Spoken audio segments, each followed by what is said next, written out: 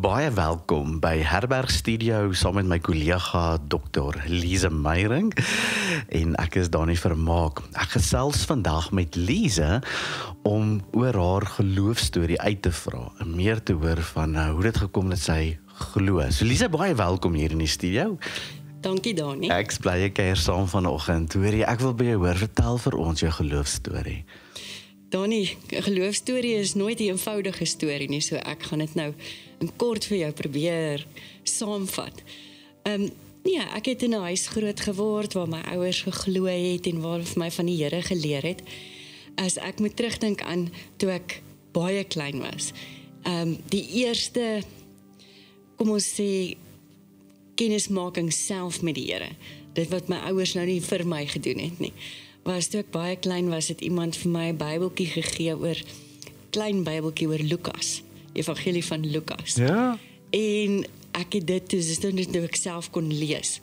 En ek het dit gelees en dit was vir my aangrypend geweest. Hoe oud was jy toe? Ag, seker hierso so graad 2. Wow. Daar rond en dit was vir my aangrypend. Dit was vir my als 'n eerste persoonlike ontmoeting met die Here geweest. En ek het daai Lukas Evangelie boekie ek oor en oor gelees. Dit was vir my so mooi geweest. En nog 'n ding wat ek kan onthou van kleins af is, wat my ma wat altyd vir my gesê het, as jy iemand teekom, dan moet jy altyd weet, dit kan net sowel Jesus wees.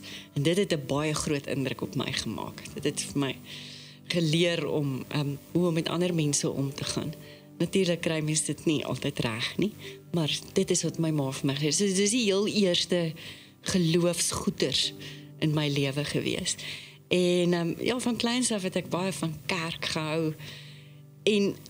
Maar jy weet mos hoe 'n mens glo, ook as jy 'n tiener is, dan glo 'n mens dat jy vra vir die Here en hy gee vir jou. So dit was ook so 'n soort geloof gewees. Okay. Ek het 'n baie persoonlike ervaring van die Here gehad, maar dit was, ek bid en die Here moet vir my gee. En dan later in 'n mens se lewe, dan word die mat so 'n paar keer onder jou uitgetrek. En baie dinge wat maar gebeur het in my lewe ook. Jy weet, moeilike sterftes in die familie.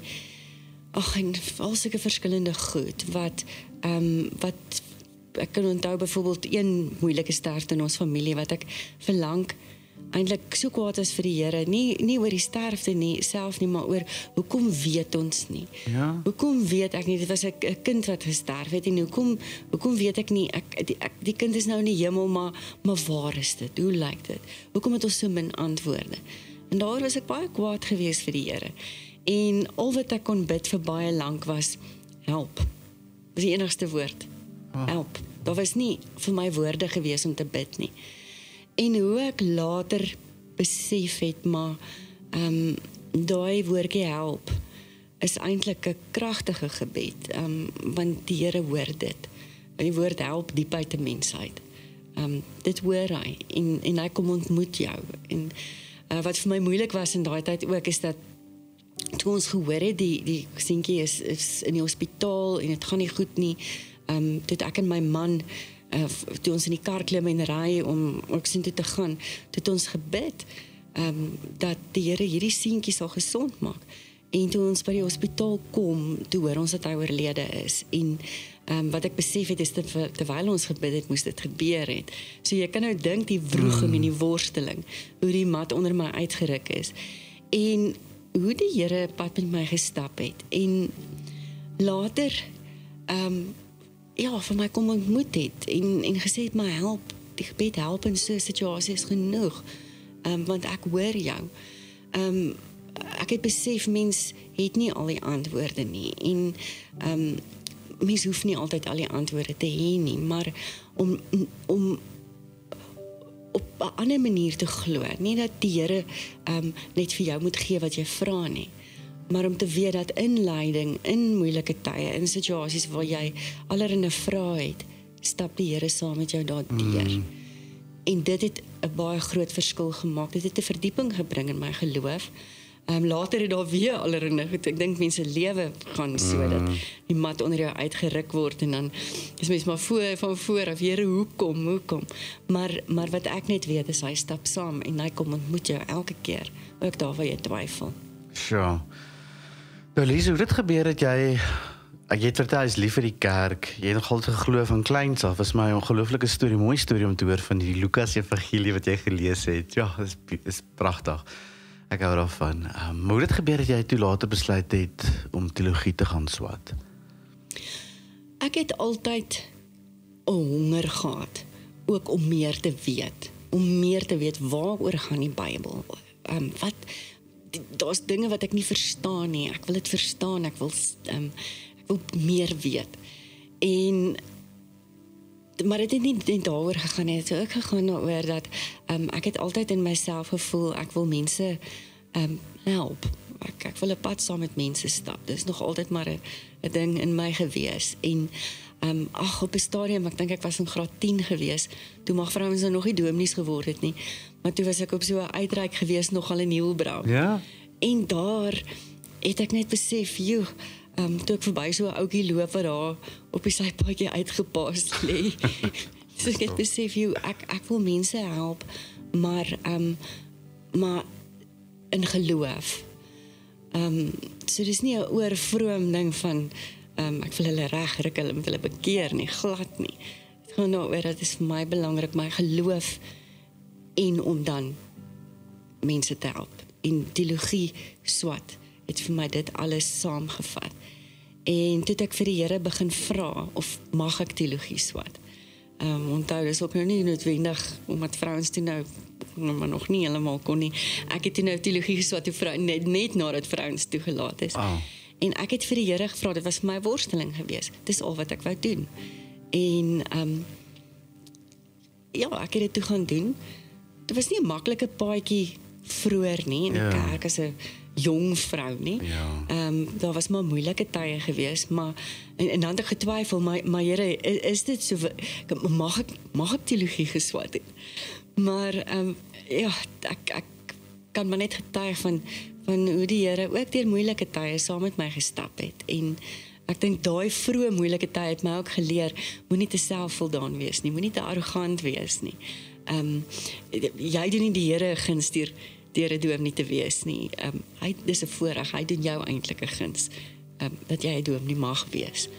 En op hierdie stadium in my lewe kom ek al hoe meer agter hoe die Here ook met my praat, as ek wonder oor dinge en oor my bediening, dan kom hy en hy gee vir my op verskillende maniere gee hy vir my antwoorde en hy gee vir my rustigheid. Later het ek ook my M gedoen in pastorale narratiewe terapie en later ook gespesialiseer daarin my PhD en dit het vir my baie gehelp ook om dit het vir my verdieping gegee in hoe om 'n pad met mense te stap. Ja, en jy doen dit briljant, dit weet ek. Was jy van die eerste vroue dominees in die NG Kerk gewees? Ja, weet jy, daar was so 2 jaar voor my. Okay. Eintlik, nee, daar was eintlik vrouens wat het al begin swat het voordat vrouens toegelaat is. Ek het begin swat net toe vrouens toegelaat is. Okay, so hulle kon nie dominees word toe al nie. Hulle kon nie, en toe uiteindelik, aan die einde van hulle swatting, want onthou jy swat lank, toe kon hulle toegelaat word. So daar is 'n groepie vroue wat eintlik voor my daar was. En ek dink hulle het dit nog bietjie moeiliker gehad.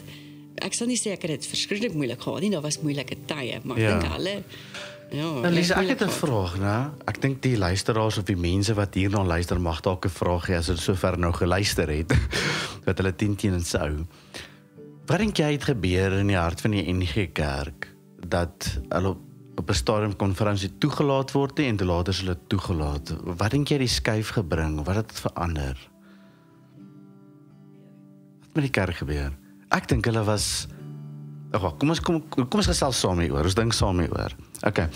Want dis my persepsie en dan wil ek graag jou nou hoor. Ek dink die NG Kerk het wel ook 'n stuk vroomheidstradisie. Dit beteken mense ek moet verduidelik. Ek onthou die Quakers en die Moraviërs byvoorbeeld, een van die 2 groot vroomheidstradisies wat 'n invloed gehad het op die NG Kerk en sy of haar predikante. Ek praat van jare terug, nog lang voordat vrouens nog kon droom om dominees te word.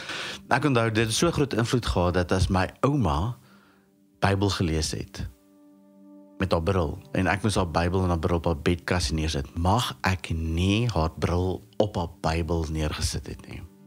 Dit is amper soos die Koran wat ek ontvang het by my moslim vriende wat my mooi verduidelik hoe die Koran bo jou knieë moet wees en al die riglyne rondom dit. Het gaan oor die uiterste respek vir hierdie boek. En hierdie boek is baie keer dan ook letterlik oppervlakkig gelees. Nou, van die vrou wat, ek sê in Korintiërs 11, nou, moet stil bly in die erediens. Mag jy praat, maar dan weet ons, en dit is wat ek dink dis wat die verandering in my persepsie gebring het. Ons lees hierdie tekste op die oppervlak vir jaar en kom ons agter, maar ons baie meer aan hierdie teks van die vrou moet stil bly in die erediens, soos dit vertaal is. Nou, as ons die Grieks is, dan sien ons, die vrou moet stil bly in die byeenkoms. Maar dan sit ons nou typies daai ding van ook die hoofbedeksel wat sy moet opsit in hierdie erediens. En jy het nou al daai getals al geleer en gelees. En soos ons in die 60er jare het ons agtergekom maar uit die nuwe ontdekking in die teologie, hierdie sosiale kulturele waardes wat ons die wêreld van die Bybel ook leer ken deur hulle sosiale waardes en te verstaan, maar hulle skryf dit 'n sekere kultuur uit en hoe hulle oor vrouens gedink het en die rol van 'n man en 'n vrou ensovoorts, soos elke kultuur se verskil. Kom ons agter maar daar is sekere tekste wat beïnvloed is deur hierdie kulturele waardes, wat nie noodwendig ons kultuur is nie. Ek kon daar byvoorbeeld op universiteit oor hierdie teks, oor die vrou wat haar kopdeksel moet dra, haar kop moet toemaak met hierdie kopdoek. Ons het later hoede gedra in die kerk, het jy nie die dominee kon sien nie. Daai was hulle het by mekaar gekom in huiskerke, in huise. Nie baie groot nie. Maar die huis was die privaat ruimte vir die vrou gewees, ons weet dit, jy weet dit ook. En in die privaat ruimte kon die vrou haar hoed of haar hoofbedeksel, haar kopdoek afval. Haar hare kon wys, want dit is haar privaat ruimte, sy kon daar doen wat sy wou.